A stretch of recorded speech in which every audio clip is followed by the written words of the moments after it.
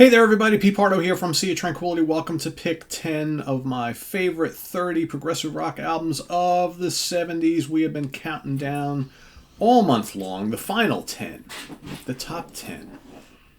30 days here in the month of June 2023. My 30 favorite progressive rock albums of all time, as well as yours. I have limited myself to just a maximum of 3 albums by any one band. Otherwise, my whole list would be comprised of probably 5 bands, maybe 6, right? So, number 10. Pretty special album.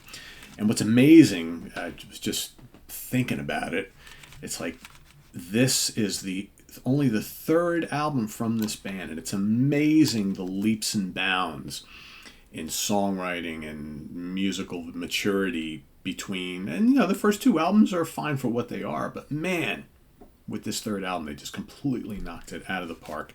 It was released September 13th, 1974, recorded at Trident, Ramport, and Scorpio Sound Studios in London, England. Produced by Ken Scott for A&M Records. Yes, I'm talking about Crime of the Century by Supertramp. Supertramp, one of those kind of like art rock bands that are they prog, are they not? They had their prog moments for sure. I would say a good chunk of their early albums is certainly progressive rock. It's certainly artful rock, right? And this is one of the greatest sounding albums of all time. I think when I think personally of those amazing productions in rock history where, everything just kind of fell into place and just sublime sounds.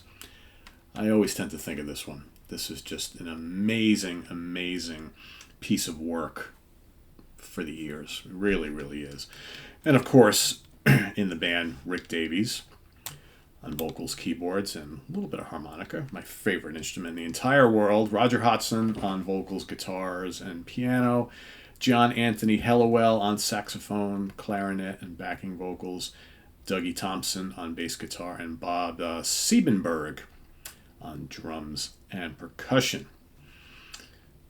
Have some people helping out on backing vocals and whatnot on this album, but otherwise, just a great, great album full of catchy songs, dramatic songs, challenging songs. I mean, you got a little bit of everything on here. Opens up with here you got the 2-prong vocal attack, right? Which I think is another reason why this band was so unique to listen to, because you have these 2 singers who sounded absolutely nothing like each other. So each album was filled with great variety of different vocal styles, right? So you got the Incredible School, which leads it off. What an amazing, amazing song. Great album opener. Great vocal from Roger on that one. Bloody Well Right. Okay, that was one of the, I don't want to say hits, because I don't really know if Bloody Well Right was ever a hit, but it's been kind of like an FM rock staple, FM radio rock staple for decades. I mean, I've always heard Bloody Well Right on the radio. It's a little bit of a heavier song for them. Got Mr. Davies on the vocals on that one.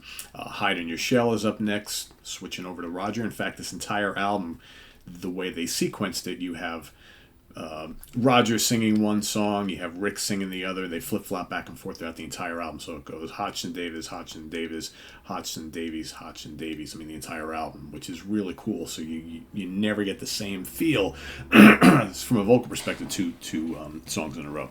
After Hide in Your Shell, you got the wonderful Asylum, contender for best song on the album. Just amazing.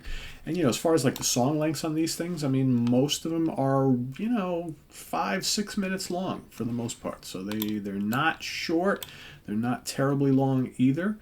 All right, then of course Roger takes the vocal on the whimsical pop classic Dreamer. I mean, how high is that voice, right? Try to sing it yourself, you're like, I just can't get that high. And then of course there's Rudy. And then, of course, that's a Rick vocal. Rudy, another one of the great tracks on this album. From there, you got If Everyone Was Listening. And then, of course, to finish it all off, you have the majestic, epic closer, Crime of the Century. Oh, how dramatic is that, man? The piano in that song just kills me every time. Sonically, such a great, great album. And, it's the music is kind of jazzy. It's kind of proggy. It's certainly pop. It's rock. There's never an onslaught of guitars. You have the woodwinds coming in at just the right time to add that jazzy flavor. There's lovely keyboard textures, and then mainly on the piano. Intricate arrangements, but not like bludgeoningly so. It's an amazing album. And, when this band was at the top of their game, really hard to beat them. And I think, again, one of the reasons why, personally, I've always loved Supertramp is that they really don't fit much anywhere, and they just sound so unique. There's no band out there that sounds like Supertramp past or present. That just had that really, really unique thing going on, right? It's amazing stuff. So anyway, let's look at the charting position, shall we? Australian album charts, number 15. Canada, number 4. The Dutch charts, 25. Germany, number 5. New Zealand, 12. UK, 4. U.S. Billboard only made it up to 38 out of all these major markets. That's the lowest out of all of them, right? Go figure. Just a few short years later, this band would be topping the charts here in the States with Breakfast in America. Right? Okay, upon its re-release, upon the remaster, it re-entered the charts again. The Dutch charts, 83. French, 120. Germany, 86. Spanish, 21. Sal, no charting in Italy, I guess. Let's take another look. All right. No Italian charting positions. Funny enough. Certifications. Australia, this is certified gold, 20,000 units sold. In Canada, diamond, 1 million copies. This was a big album in Canada, right? You don't generally see that, these million sellers, right? In France, platinum, 400,000 copies sold. Germany, gold, 250,000 copies sold. New Zealand, platinum, 15,000. Switzerland, gold, 25,000. United Kingdom, gold, 100,000. And in the States, 500,000 copies sold, a gold album here as well. So a pretty successful album for the band. Again, at the time of its release, not an enormous seller, but, again, the band would start to increase their popularity, and certainly with Breakfast in America being such a big hit that it was, that really helped drive the sales of some of the prior albums quite a bit. But this is looked at by most people in their catalog as their absolute masterpiece. Breakfast in America notwithstanding, that's great too. But this is the album. This is the album. Of course, that iconic cover art. And there's guys in the band looking out into space, right? At the crime of the century. Let us know what you think of Crime of the Century down in the comments below, as well as your pick for today.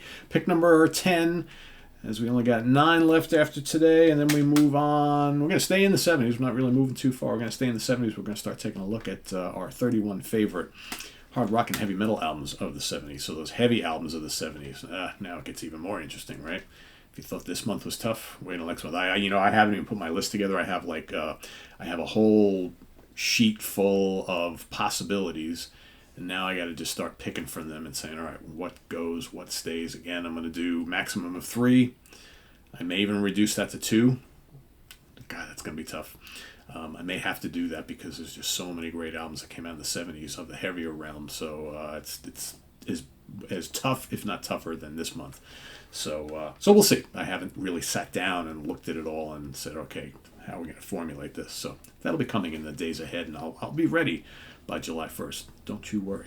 So thanks for watching, everybody. Visit us on the web at www.seatranquility.org. We're on Facebook. We're on YouTube. All together, all the damn time. Please subscribe if you haven't already, and click on that notification bell so you get alert of all of our content as it posts.